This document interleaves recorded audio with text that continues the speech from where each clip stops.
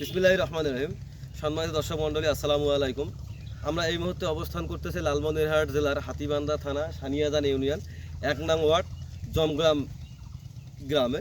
এখানে আমাদের একজন সফল চাষি আছে, উনি আমাদের 5 স্টার সিড কোম্পানির সোনা 55 লাগাইছে। আমরা ওনার সাথে একটু কথা বলবো এবং ওনার মুখে শুনবো ভুট্টাটা কেমন হয়েছে।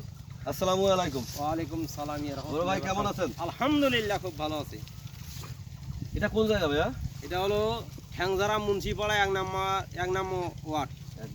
1 নম্বর। এটা কি ভুট্টা লাগাইছেন আপনি? এটা সোনা 55। সোনা 55 5 স্টার সিড কোম্পানি। কেমন হয়েছে ভুট্টাটা? ইনশাআল্লাহ অন্য ক্ষেতের থেকে আমার ভাই খুব মোটামুটি খুব ভালো হয়েছে।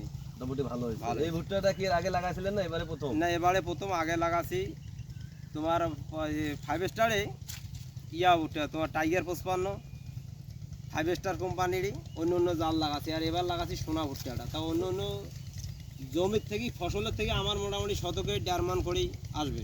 শতকে 1.5 মণ। আসবে আলহামদুলিল্লাহ। এবারে হচ্ছে শতকে 1.5 মণ করে যদি আসে এটাই অনেক ভালো রেজাল্ট। কারণটা হচ্ছে এবারে আবহাওয়ার যে অবস্থা, হ্যাঁ, তাতে অনেকের ভুট্টা অনেক কমে আসতেছে।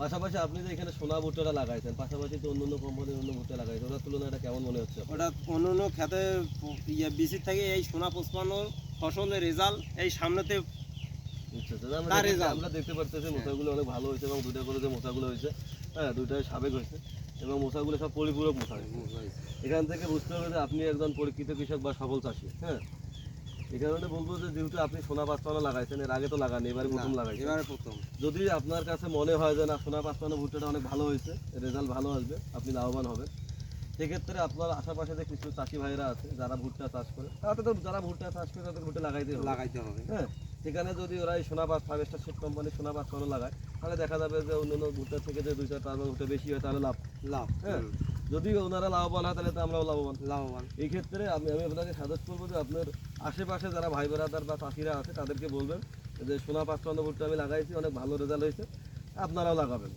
আমি এইবারে সোনা 55 নতুন বেশি বাইরে খালি শুনতে ডেলি, আমি নতুন ছাড়া বীজ লাগাই না। যে সোনা 55 আমি 1.5 মণ বীজ লাগাছি এইবারে প্রথম। আচ্ছা। যে খেতটা ওই যে পাশতে তুলছে, একটা গাছে 3টা করে মোচা ছিল, 2টা করে।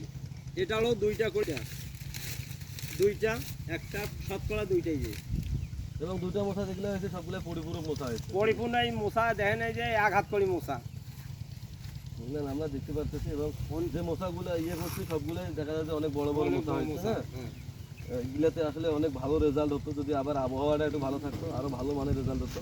তো আমরা আশা করবো যে আপনারা আগামীতে এই ভুট্টা লাগাতে আপত্তি নাই না। আগামীতে টার্গেট আছে আমার, যদি আমি বাঁচি থাকি তা আমার বেশি লাগে 2 মণ, আমি 1.5 মণ এই বেশি লাগাবো। আলহামদুলিল্লাহ, আমরা খুব খুশি হইলাম। যদি এটার থেকে লাভবান হন তাহলে আমাদেরও এটা সার্থকতা। তো ঠিক আছে, ইনশাল্লাহ দেখা হবে আগামীতে আবার।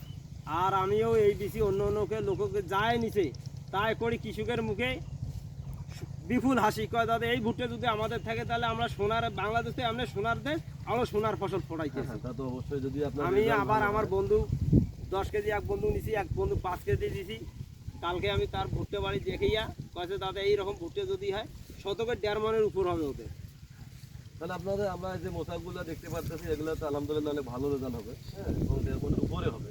হ্যাঁ, নিচে আসার কোনো সম্ভাবনা এবার আকাশের আবহাওয়ার কারণে অনেক ভালো আছে। আবহাওয়ার কারণে আমার কম, নাহলে আমাদের শতকে 50, আমার দোনে 50 মণ আছে, 27 আমাদের এদিক দোন। না, এটা আমি বুঝতে পারতেছি, কারণ এবারে আবহাওয়ার কম খারাপ থাকার কারণে আপনি যে ভুট্টা ফলাইছেন তাতে আবহাওয়া ভালো থাকলে আরো অনেক ভালো হইতো। আমার 50 মণের নিম্ন হয়, এবার আবহাওয়ার কারণে একটু কম হতে পারে, তাহলে আমার প্রতি বছরে 50 মণ কোনো আব করা লাগে না। মানুষ বেশি লাগায় দোনে 3 কেজি 4 কেজি, আমি লাগাই 5 কেজি করে বেশি। আমি স্প্রে করি না, পোকামাকড় কাটি, যেটা থাকে আমার এইটা কেনা।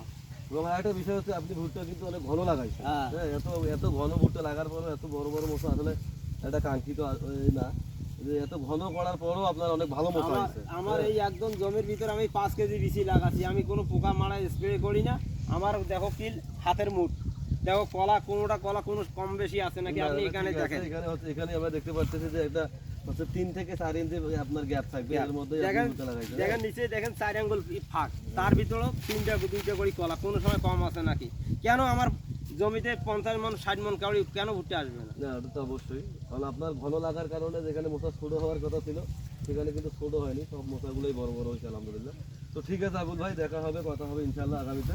হ্যাঁ, আসসালামু আলাইকুম।